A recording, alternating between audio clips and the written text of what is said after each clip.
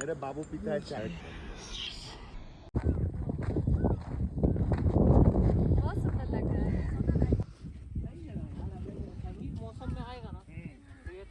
Good morning everyone, welcome back to the channel roam with Rimi to a new blog. তো এখন আমরা সকাল সকাল ঘুম থেকে উঠে চলে এসেছি সানরাইজ দেখতে। জাস্ট আমাদের হোটেল থেকে বেরিয়ে এই মেন রোডে আমরা দাঁড়িয়ে আছি। তো এখনও সূর্য ওঠেনি, জাস্ট একদম উঠবো করছে। আকাশটা খুব সুন্দর দেখতে লাগছে। এখন মোটামুটি 6টা বাজে। তো আমরা এখানেই বসবো আর এখান থেকে সূর্য ওঠা দেখবো। আমরা বসবো আর এই রাস্তা, এই এখন সূর্য ওঠার ঠিক আগের মুহূর্ত। অসাধারণ দেখতে লাগছে, জাস্ট একটা আলাদাই ভালো লাগা। ওই যে সূর্যি মামা দূরে বেরিয়ে পড়েছে, একদম সুন্দর লাগছে দেখতে। সূর্যি মামা উঠে গেছে আর একদম রোদ্দুর ঝলমল করছে, দেখতেই পাচ্ছ প্রচন্ড রোদ্দুর। তো এখন আমরা আশপাশটা একটু ঘুরে দেখবো। এরা এখানে এখন ফটো তুলছে, ফটো সেশন চলছে। আমি এখানে একটা ছোট্ট দোকান পেয়েছি, তো আমি এখানে এসেছি চা খেতে। চা অর্ডার করে দিয়েছি আর একটা বিস্কিটও নিয়েছি। তো বিস্কিটটা খাবো। জল তেষ্টা তো প্রচণ্ড পাচ্ছে, কিন্তু এখানে 5 লিটার ছাড়া জলের বোতল কিনতে পাওয়া যায় না। এটা একটা খুবই বাজে ব্যাপার এখানে। এখানে এখন আমরা চায়ে চিয়ার্স করে নিয়ে চাটা খেয়ে নিচ্ছি। তো আমরা বাঙালি, আমরা সব কিছুই খাই, চা জল সব কিছু। তো চাটাও খেয়ে নিয়েছি। এখন আমরা গ্রামের ভিতরে ছোট রাস্তা ধরে যাচ্ছি সিলভার কাস্কেট ফলস দেখতে। তো প্রচণ্ড খারাপ রাস্তা, কাউকে সাজেস্ট করবো না গ্রামের এরকম ভিতরের রাস্তা দিয়ে যেতে। অলওয়েজ মেন রোড ধরে যেও, আমরা প্রচুর ডিফিকাল্টিস ফেস করেছি। তো এই হলো সিলভার কাস্কেট ফলস, যেটা সামনে থেকে এসে দেখে আমাদের প্রচণ্ডই মন খারাপ হয়ে গেছে, কারণ একদমই এখানে পরিচর্যা করা হয়নি, একদম নোংরা, একদম মেনটেনেন্স নেই কোনো। আর এখানে একটা ইনক্রেডিবল ইন্ডিয়া বলে এত সুন্দর লেখা ছিল, সেটাকে অবধি এরা মেনটেন করেনি, পুরো ভেঙে চুরে একসা। অবশ্য আমি জানি না, এখানে হয়তো কোনো প্রাকৃতিক দুর্যোগে এগুলো ভেঙে গেছে, তারপরে হয়তো আর গভর্নমেন্ট থেকে ঠিক করেনি। টেম্পারেচার তো এখন এখানে দেখাচ্ছে 20 ডিগ্রি সেলসিয়াস, কিন্তু এত প্রচণ্ড ঠান্ডা। মানে আমাদের ওখানে 20 ডিগ্রি, ব্যাঙ্গালোরের 20 ডিগ্রির সাথে এই 20 ডিগ্রির কোনো তুলনাই হয় না। প্রচণ্ড ঠান্ডা। বাইকে যখন যাচ্ছি তখন তো পুরো কাঁপিয়ে দিচ্ছে। তো যাই হোক, এখন আমরা পাহাড় এসেছি আর ম্যাগি খাবো না সেটা হয় না। তো আমরা এখানে অর্ডার করেছি গরম গরম ম্যাগি, এগ ম্যাগি। আমাদের ম্যাগি রেডি হচ্ছে আর ততক্ষণ একটু আশপাশটা ঘুরে ঘুরে দেখবো। তো পুরো একদম পাহাড়ে ঘেরা একটা জায়গায় আমরা এখন দাঁড়িয়ে আছি। চারদিকটা খুব সুন্দর দেখতে লাগছে। হ্যাঁ, हमारा मैगी पहाड़ियों में गरम है, इसीलिए तो यहाँ रखो।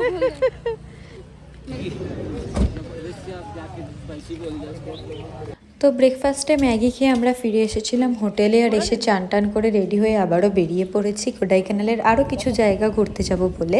আজকে আমরা যাব পুম্বারাই ভিলেজ, পন্ডি ভিলেজ আর মান্নাবানুর লেক।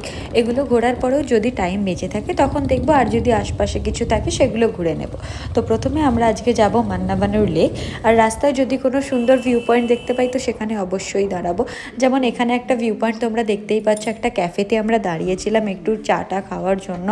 তো ওখানে চা জুস এই সমস্ত কিছু নিয়েছিলাম আর ভিউটা উপভোগ করছিলাম। তো এই পুচকু কুকুরটা আমাদের সামনে এসে দাঁড়িয়েছিল, খুব মিশুকে ছিল। আমরা কি বলছিলাম ও হয়তো বুঝতে পারছিল না, কিন্তু ও আমাদের সাথে সাথে ঘুরছিল। ওই বাবা এসে গেল, অমনি এসে গেল রে, অমনি এসে গেল রে। এবার তামিল কুকুর, পোটা পো বোঝে। এখন আমরা চলে এসেছি আমাদের আজকের ফার্স্ট ডেস্টিনেশন মান্নাবানুর লেক। উপর থেকে দেখতে পাচ্ছ নিচেটা কতটা সুন্দর দেখতে লাগছে। কথা বলতে বলতে আমরা এসেও গেছি। তো এখন আমরা এসেছি ইকো ট্যুরিজম ফার্মে। এখানে সিপ ফার্ম আছে আর গাজরেরও অনেক চাষ আছে। তো আমরা যাব ভিতরে গিয়ে দেখবো কি কি আছে। এখানে ঢুকেছি আমরা, 20 রুপিস করে টিকিট নিয়েছে। এখানে একদম চাষের জমি থেকে একদম টাটকা গাজর তুলে এনে ধুয়ে পরিষ্কার করে বিক্রি করছে, একদম চকচক করছে দেখতেই পাচ্ছ। আর দাম নিয়েছে এই একটা বান্ডেলের 50 টাকা। তো এই বাচ্চা ঘোড়াটাকে সবাই মিলে গাজর খাওয়াচ্ছিল, আমরাও খাইয়েছি ছবি তোলার জন্য, প্রচুর ছবিও তুলেছি।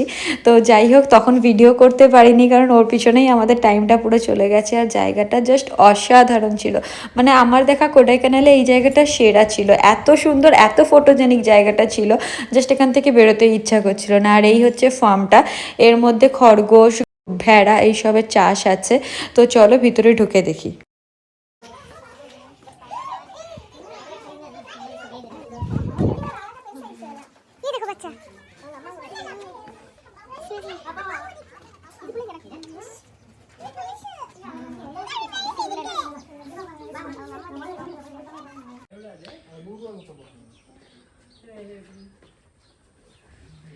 এগুলো সব ঘুমোচ্ছে।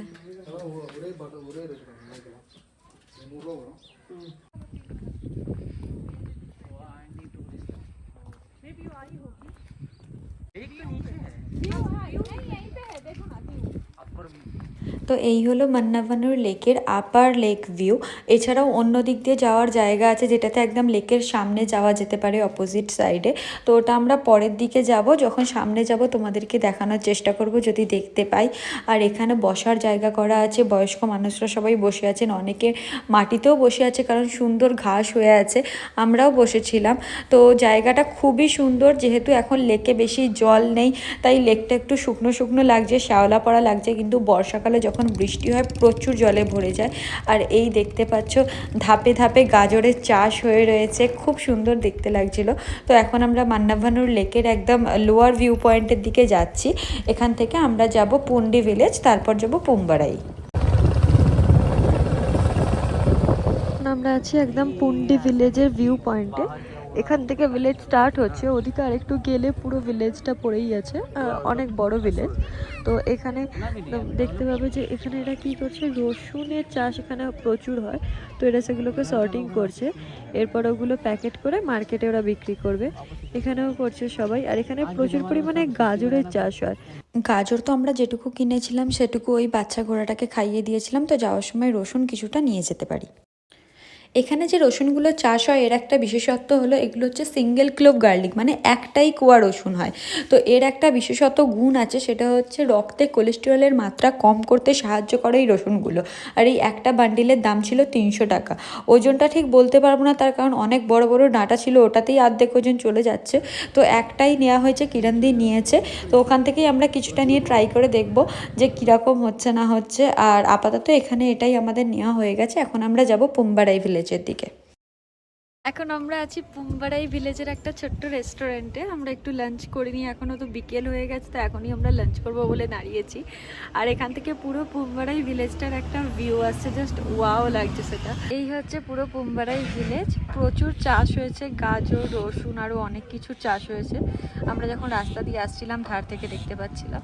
আর এই হচ্ছে পুরো ভিলেজটা, যেটা এখান থেকে অসাধারণ দেখতে লাগছে।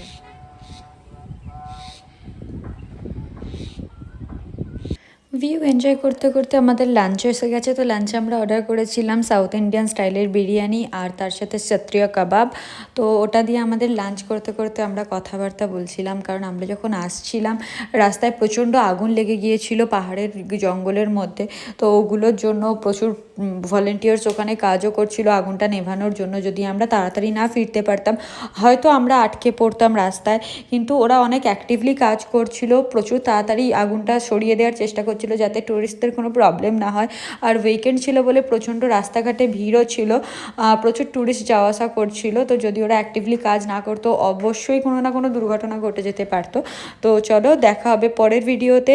যদি ভিডিওটা ভালো লেগে থাকে লাইক করে দিও, কমেন্ট করে জানিও কেমন লাগলো, আর সাবস্ক্রাইব না করে থাকলে করে দিও।